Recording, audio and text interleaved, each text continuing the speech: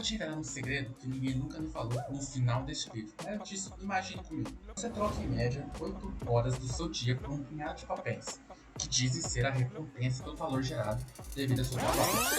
Se hoje, no mês de trabalho, a empresa chegasse e você falasse: olha, você pode escolher entre duas opções.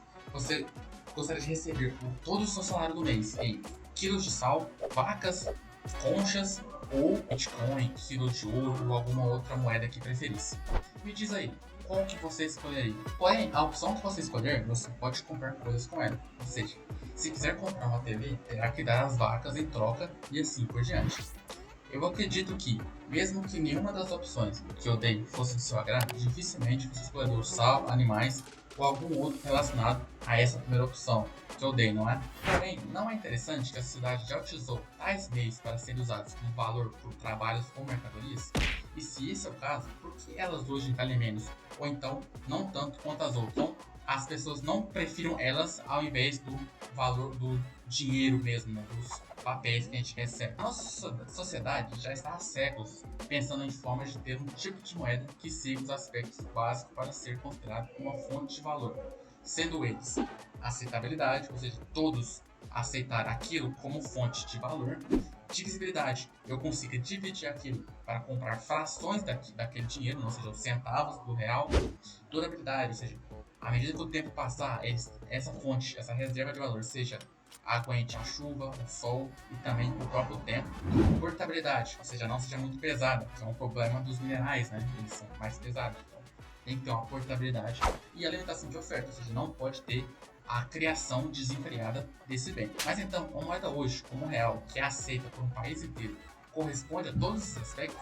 Eu posso guardar ela e manter o valor ou até aumentar devido à procura por ele? Não, isso é impossível, pois mesmo que algo seja reconhecido por todos, não necessariamente cumpre todos esses aspectos, pois só o fato de você guardar o dinheiro na sua casa já seria suficiente para você perder parte do poder de compra, ou como aqui no Brasil, o valor dele todo, devido a alguma troca de moeda que se teve nos últimos anos ou que ainda pode chegar a acontecer. Mas por que essa perda de valor ocorre? Simples, tudo isso é causado devido a um termo utilizado de nome inflação. Basicamente, isso quer dizer sobre o aumento do valor de algo, não necessariamente devido a incremento desse algo, mas sim a impossibilidade de o adquirir pela mesma quantidade anterior, o que ocasiona a perda do valor da moeda. Pode-se notar isso quando se sabe que cerca de 88% do valor do real foi perdido desde a sua criação. Ou seja, que compramos hoje com R$100, quando o real foi criado, pôde se comprar com apenas 12. Revoltante isso, não é? Então, pelo que eu entendi, a inflação nos preços faz com que eu perca o poder de compra. Que eu tenho que trabalhar além do atual para garantir a aquisição dos mesmos bens no futuro. Então as empresas querem que cada vez mais eu me torne mais pobre. Devemos então revoltar e destruir essas empresas que só visam lucro? Calma, não é tão simples assim. A inflação ela é acreditada às empresas, porém os verdadeiros responsáveis por ela não são necessariamente as próprias empresas, mas sim o sistema bancário e o governo. Quando eu digo o governo aqui, não quer dizer o governo do presidente X ou Y, mas sim o Estado, o sistema. Pois, lembra que eu disse que para algo ser considerado uma reserva de valor, ele precisa ter uma limitação de oferta? Então, quem é o responsável por aumentar a oferta do dinheiro? Ou seja, imprimir mais dinheiro, que mais e mais gera dívidas para cumprir suas carteiras políticas e pagar suas contas e vontades. Se formos na história, os Estados Unidos, assim que acabaram a guerra, foi realizado um combinado com os países de que o dólar fosse lastreado em ouro, ou seja, só se teria dólar que fosse suficiente para delimitar o valor de ouro que o país possuísse. Porém, adivinha o que aconteceu quando os Estados Unidos passaram pela primeira crise após o tráfico? Mas é claro, o sistema de crédito em si também contribui para ele. Lembra o segredo que eu prometi? Ele virá agora, então se prepare. Ninguém tem dinheiro. Você deve estar pensando, como assim? Obviamente isso é uma mentira. Posso abrir agora o meu extrato no banco e te mostrar aqui que tenho sim. Calma, o fato de você ver ele na sua tela não significa que o banco tem ele em caixa para te dar caso você precise. Não acredita em mim, né? Deixa eu te perguntar. No começo desse ano, após divulgar problemas financeiros e problemas com liquidez, o que aconteceu com Silicon Valley Bank após todos os seus clientes, ou a maioria deles, irem no banco sacar o seu dinheiro? Pesquisa aí e depois me fala, mas vou adiantar para você. Ele faliu. Mas isso é um caso isolado, não quer dizer que vai acontecer de novo. First Republic Bank, que era o terceiro maior banco dos Estados Unidos, também quebrou. Então não é um caso isolado, mas sim a previsão mais fácil de acertar, pois se alguém prever que algum banco irá quebrar, todos os seus clientes, ou a maioria deles, de acabarem perdendo seu dinheiro, vão até eles as instituições tentar sacar todas as suas quantias que possuem. Essa instituição não vai possuir liquidez suficiente para cobrir e isso a torna inadimplente. Mas então, por que isso ocorre? Isso ocorre devido ao sistema de crédito. Primeiramente, vamos usar o índice de Basileia como parâmetro e depois eu explico tudo. Para ser considerado uma instituição financeira, um pouco isso deve ser mais ou menos um índice de 15%.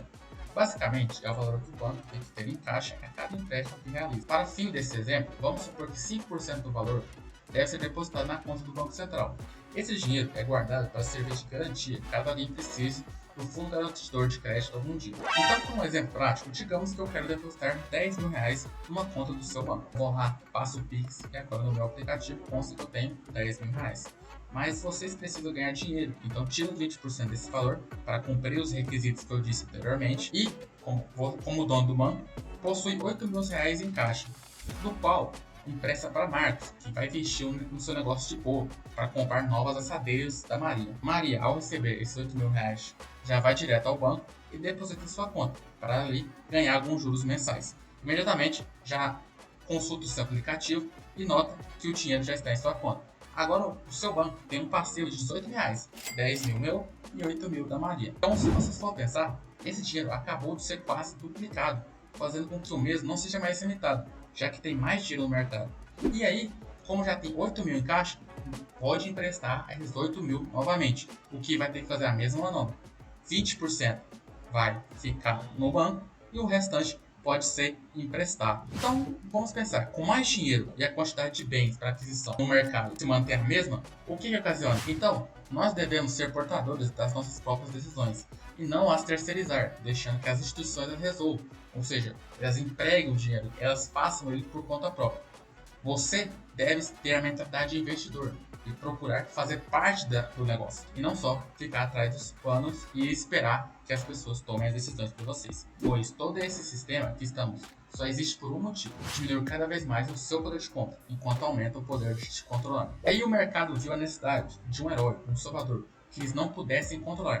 Surgiu então o Bitcoin. Mas isso é uma história para outro vídeo e para pessoas que sejam adeptas a esse tipo de ativo. Eu agradeço pela companhia, essa é a minha visão. Um abraço.